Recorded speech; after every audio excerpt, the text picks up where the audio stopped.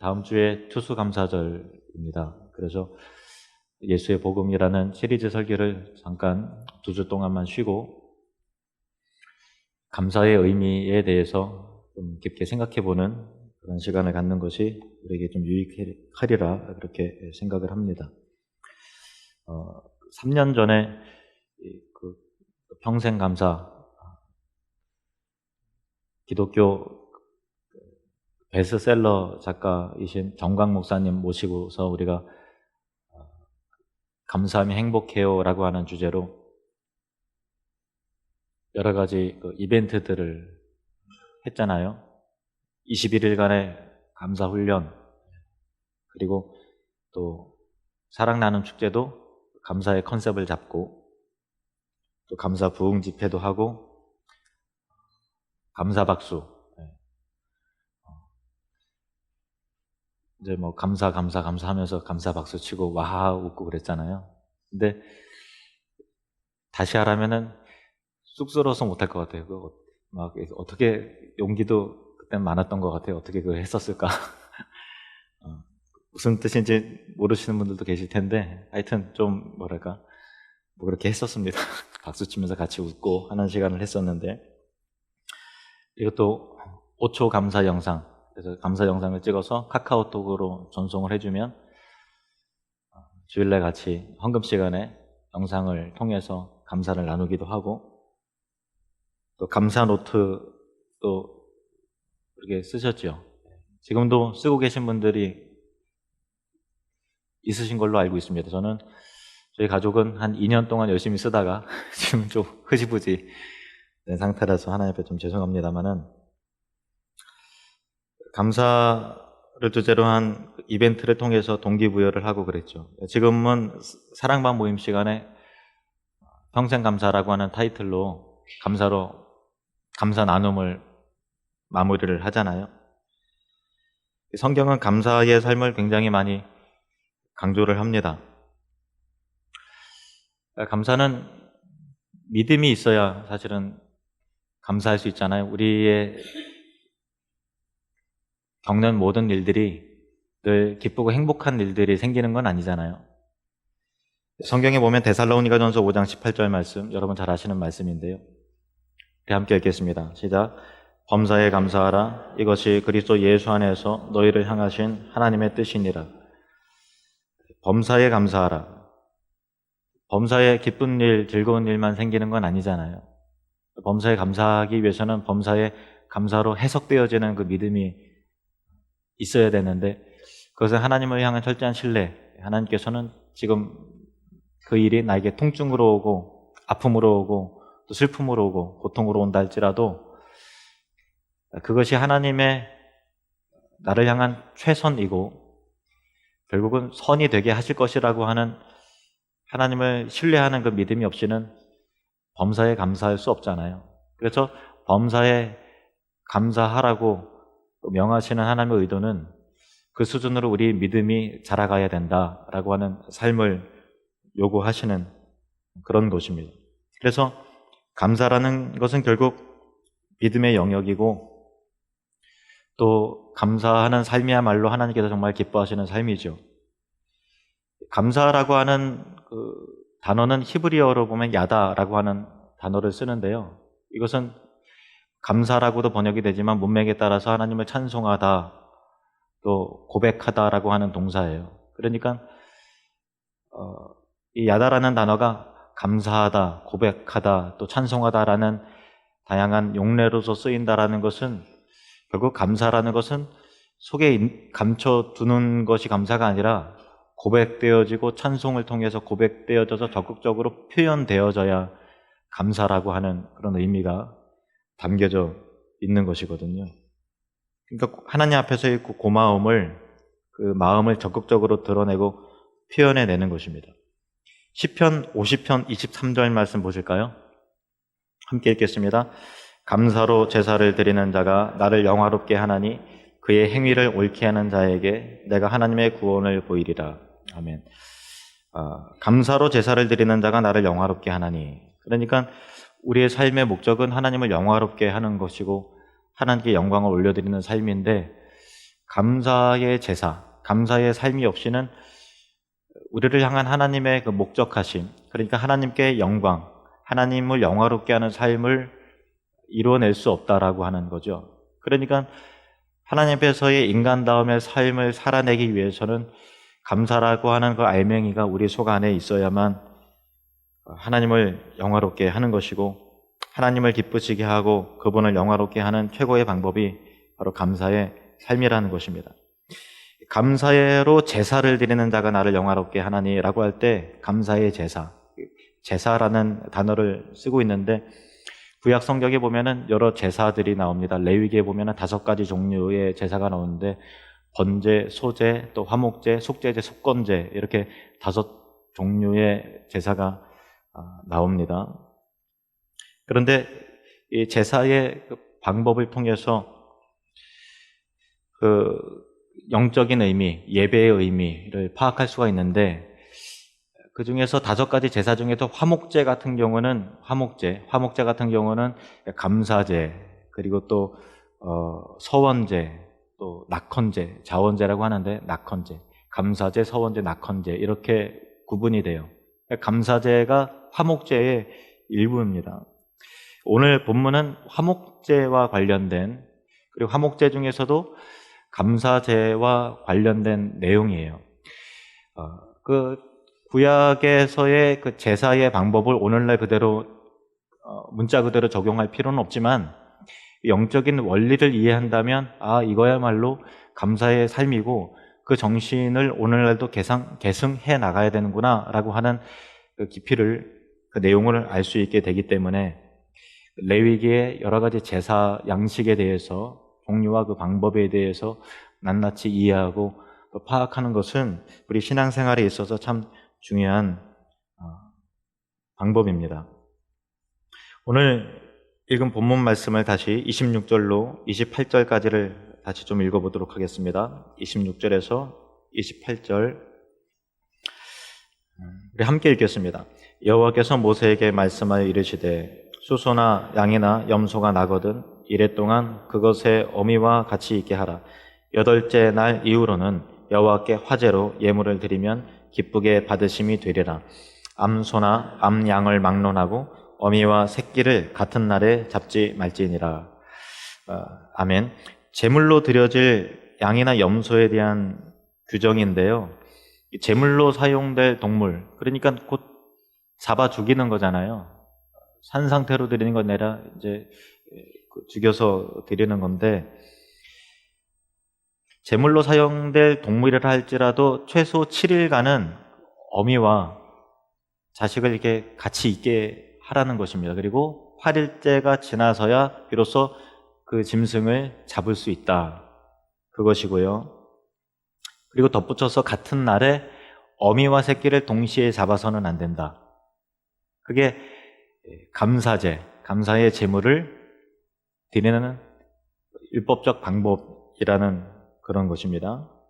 왜 하나님께서 이런 율법을 명하셨을까요?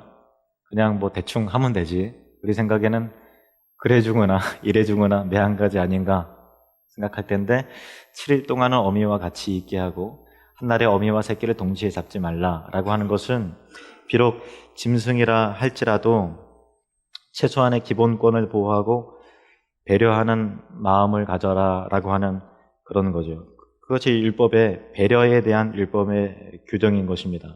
그러니까 감사제라고 하는 것은 사무적이고 딱딱한 상태에서 드리는 것이 아니라 따뜻한 마음을 품고 배려의 마음을 품고 하나님 앞에 드려지는 제사가 바로 감사제라는 것입니다. 그 이유는 하나님께서 우리를 배려하시는 분이시잖아요. 하나님은 따뜻한 분이세요. 우리에게 넘치는 사랑과 은혜를 베풀어 주세요. 배려라고 하는 것은 작은 친절, 또 작은 사랑의 어떤 예의, 그런 것일 수 있는데, 비가 오는 것도 하나님의 배려고요, 비가 멈춰지는 것도 하나님의 배려고, 또 날씨가 추워지는 것도 하나님의 배려고, 그 모든 것들이 하나님의 배려와 따뜻한 사랑과 은혜 아래 우리가 있잖아요. 그 배려와 은혜에 우리가 반응하는 것이 감사인데, 감사의 제사를 통해서 하나님의 그 배려와 따뜻한 사랑과 그 감사를 표현해내는 사람이 닮아야 되고, 그리고 하나님께서 나에게 베푸신 사랑과 은혜에 대해서 우리가 감사한다면 그 감사의 범위가 나의 배려를 통해서 더 넓게 확장이 되어지고 더 넓게 퍼져나갈 수 있도록 그렇게 배려의 사람이 되라고 하는 것은 참 의미심장한 내용이 여기 담겨져 있는 것이죠. 우리가 늘 경험하는 작은 배려들이 있잖아요. 빌딩에 올라가려고 엘리베이터를 딱 타려고 하는데 문이 살짝 닫혀요. 그런데 안에 있는 사람이 잠깐 이제 문을 열어두고 기다릴 때 헐레벌떡 뛰어 들어가서는 여러분이 어떻게 하죠? 감사합니다 하고 인사를 하잖아요. 그 배려가 있는 곳에는 감사가 있고 우리가 작은 배려를 통해서 참 감사하다, 고맙다 그런 것들을 느껴요.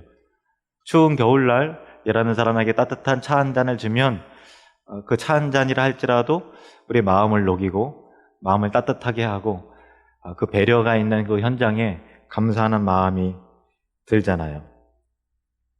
하나님은 배려가 있으신 분이십니다.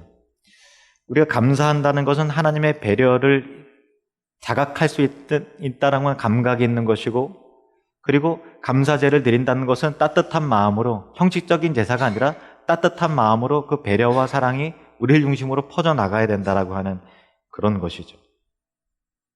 그래서 배려는 사람에 대한 작은 예의인데 단지 짐승에 대한 적용이 아니라 짐승을 위해서 하시는 말씀이라기보다도 우리 사람을 위해서 그렇게 명하신 규례지요. 그 배려가 사람의 마음을 움직이죠. 어떤 큰 은혜, 그것이 아니라 작은 소소한 배려들이 우리 마음을 따뜻하게 하고 감사하는 마음을 넘치게 하고 감동을 주죠. 배려는 사람의 마음을 움직입니다. 한번 따라해 볼까요? 배려는 사람의 마음을 움직이는 힘이 있습니다. 배려가 있는 곳에 감사가 있고 감동이 있어요. 재미있는 얘기를 하나 소개해 드릴게요.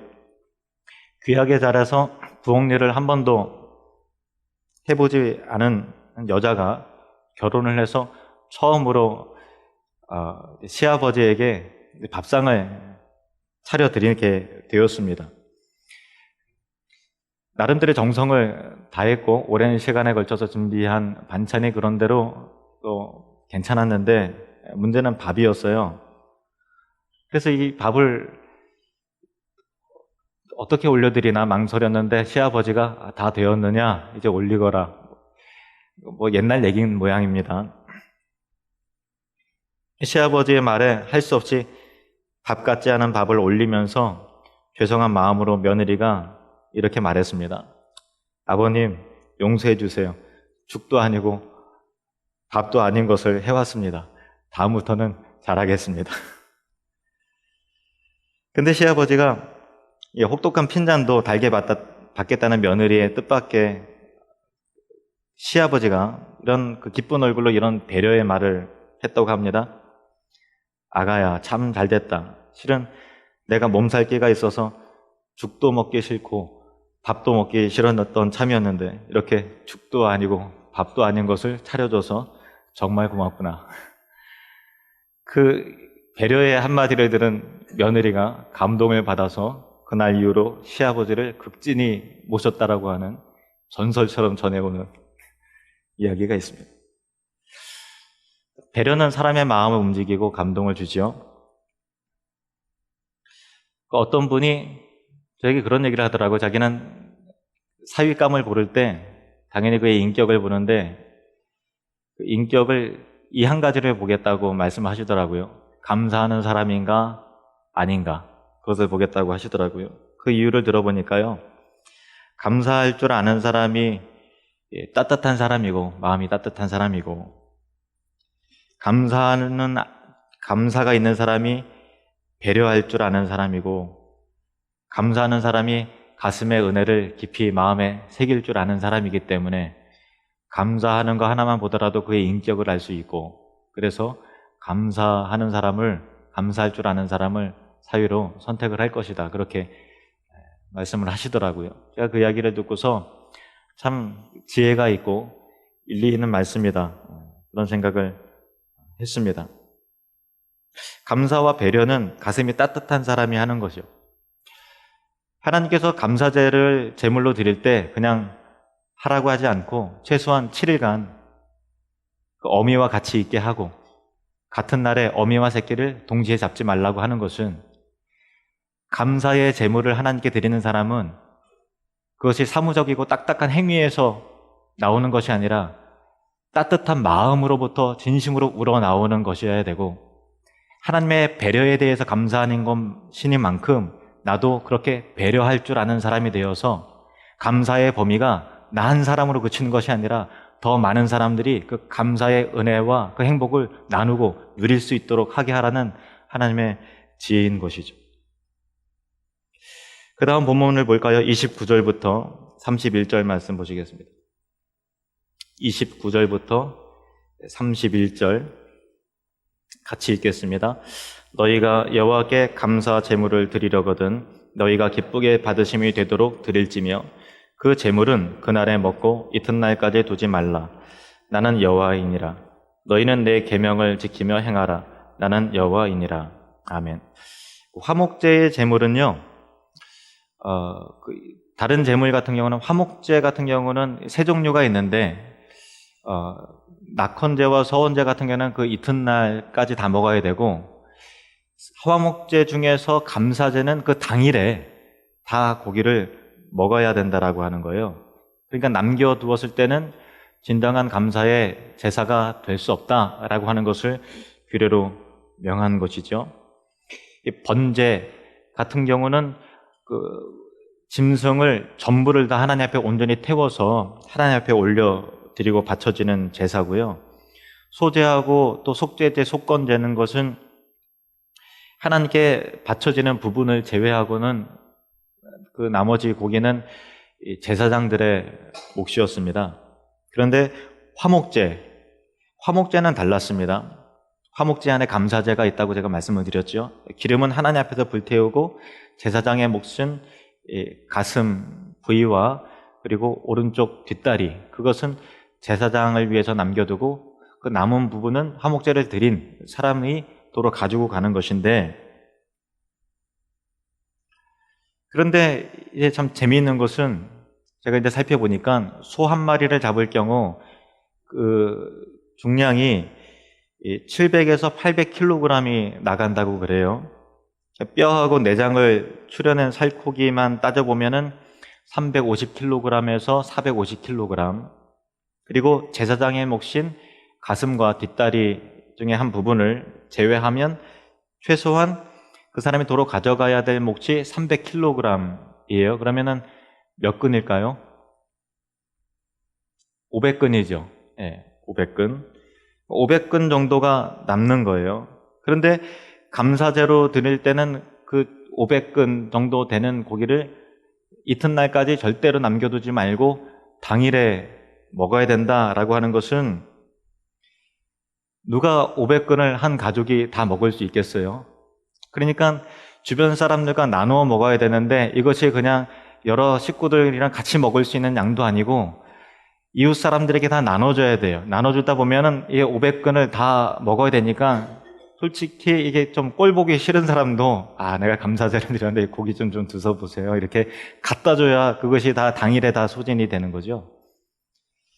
그러니까 이 많은 양을 당일에 처분하기 위해서는 여러 사람들과 또 주위에 있는 사람들이 모든 사람들을 다 같이 이게 나누는 어떤 말해서 잔치와 같은 그런 분위기 속에서 고기를 나누는 거죠. 그렇게 하나님 앞에서의 화목과 함께 이웃 사람들과의 그런 화목, 그것이 되어야만 이 감사제의 그 제사를 온전하게 지킬 수 있는 것이고, 그와 같은 나눔의 실천 속에서 화목의 열매와 진정한 감사의 열매가 맺혀지게 된다라는 것입니다. 당일에 다 먹고 남겨두지 말라라고 하는 이 하나님께서 말씀하신 이 율법적 법칙이 없었다면 인간은 절대로 이웃과 나눠서 이게 먹으려고 하지 않았을 거예요. 왜냐하면 사람은 욕심이 있잖아요. 그리고 지금도 소 한 마리를 잡으면 엄청나게 비싸잖아요. 그 당시에는 얼마나 큰 그거예요. 그리고 또 쉽게 고기를 먹을 수 있는 것도 아니고, 그래서 인간의 본성상 쌓아놓고 썩는 한이 있더라도 혼자 독식하려고 하는 것이 인간의 본성이죠. 생존을 위해서 우리는 음식을 저장해 두려는 습관이 있잖아요. 그런데 저장하지 말라는 것입니다. 내일까지도 안 되고 당일날 다 먹으라는 것입니다. 이것은 자기중심적인 저장하려고 하는, 이게 뭔가 움켜쥐려고 하는, 아까워하려고 하는, 아끼려고 하는 자기중심적인 인간의 본성을 금지하는 법칙인 것이죠.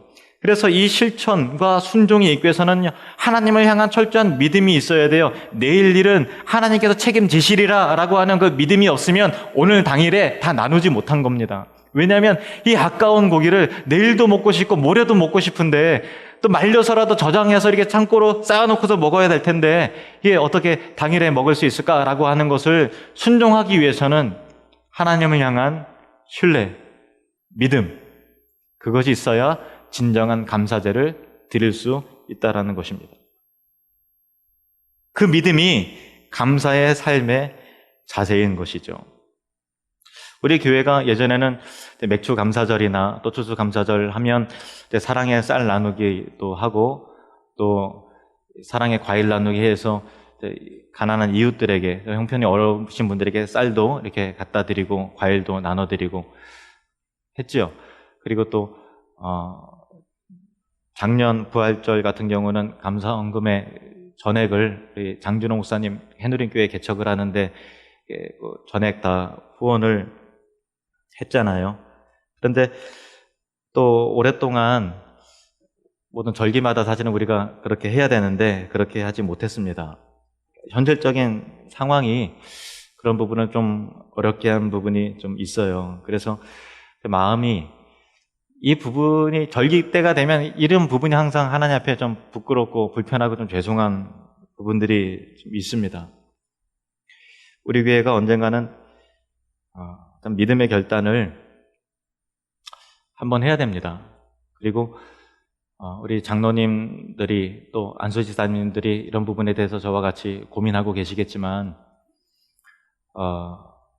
사실은 초대교회 때 직분자를 세울 때 구제에 관련된 집행을 위해서 지출, 공정한 지출과 또 하나님 앞에 기쁨이 되고 사람 앞에 보람이 되도록 하게 하는 그 집행을 위해서 집사들을 세우고 또 직분자들을 세웠잖아요. 그래서 우리도 같이 기도하는 마음으로 우리 리더들과 함께 이런 부분에 대해서 의견을 나누고 또 결정을 해야 되겠습니다만은 하나님께 기쁨이 되고 사람에게 감동이 될 만한 절기 헌금의 아름다운 집행이 될 수 있도록 믿음이 더해져야 되고 지혜가 또 모아져야 되고 그냥 막 절기 헌금이라고 막 이렇게 할 수 있는 건 아니잖아요. 그래서 전액 선교와 구제로 그렇게 할 수 있도록 그 제도적 마련에 대해서 우리 안수 집사님들이 함께 좀 고민하시고 우리 재정팀도 고민해 보시고 우리 장로님들도 고민해 보셔서 함께 좀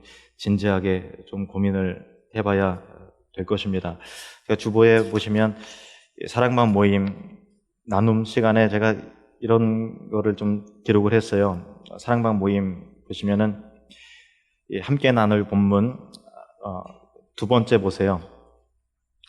감사의 제물로 드린 것은 당일에 먹고 이튿날까지 두지 말라고 하십니다. 소나 양을 잡으면 한 가족이 하루에 다 먹지 못합니다. 그렇게 이웃과 가난한 자와 함께 나눠서 먹으라는 사랑과 나눔의 의미가 담겨져 있습니다. 감사의 제물은 하나님께 드리는 것이지만 동시에 사람과 사람 사이의 나눔을 위한 것입니다. 예전에 우리 교회도 감사절을 통해 사랑의 쌀 나누기, 사랑의 과일 나누기 등을 실천했습니다. 지난해 부활절 헌금은 전액 전주 해누림교회 개척을 지원하기도 했습니다.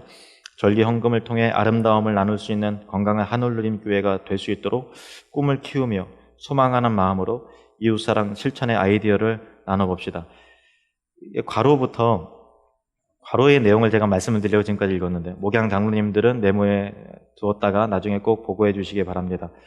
재정 상황에 의해 당장 실천하지 못할지라도 믿음으로 기도하며 소망을 품으면서 절기 헌금은 전액 구제와 선교비로 지출하는 교회가 되도록 함께 노력해 봅시다 했는데 제가 이렇게 써놓고서 오늘 새벽에 다시 이 본문을 보니까 주보 나온 것을 보고 하니까 재정 상황에 의해 당장 실천하지 못할지라도 이 부분이 또 걸려요. 야, 이게 또 내가 믿음이 참 내가 제일 문제구나. 믿음이 없구나. 또 빠져나가려고 이렇게 하고 또 이게 재정 괜찮아지면 또 하지 뭐 이런 마음이 또 있는 건가 싶은 게 하나님의 또 죄송한 마음이 또 있고 그랬어요. 어쨌든 우리 장로님들이 또 우리 안소 집사님들이 교회 리더들이 함께 좀 고민하면서 하나님 앞에서 교회는 사회적인 책임을 감당해야 되잖아요. 그 책임을 감당하지 못하면 교회로서의 빛을 잃어버리죠. 한국교회가 그 빛을 많이 잃어버렸기 때문에 선한 영향력을 잃어버리지 않았나 그런 생각을 합니다. 다시 이어서 본문을 한번 보실까요? 32절부터 33절 말씀, 32절로 33절 말씀 함께 읽겠습니다. 시작. 너희는 내 성호를 속되게 하지 말라. 나는 이스라엘 자손 중에서 거룩하게 함을 받을 것이니라. 나는 너희를 거룩하게 하는 여호와여 너희 하나님이 되려고 너희를 애굽 땅에서 인도하여 낸 자니 나는 여호와이니라. 아멘. 하나님은 거룩하신 하나님이십니다. 그래서 우리 또한 거룩하도록 요구하시는 분이시죠.